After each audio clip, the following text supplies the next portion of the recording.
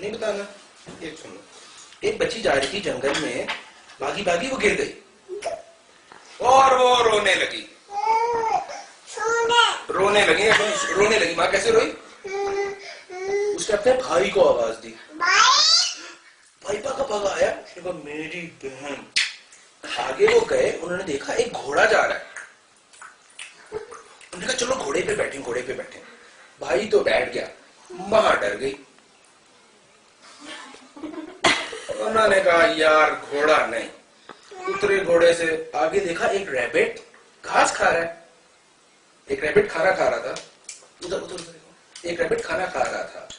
माँ ने रैबिट को कान से उठाया, रैबिट ने मारी चीख और मामा निकल आई।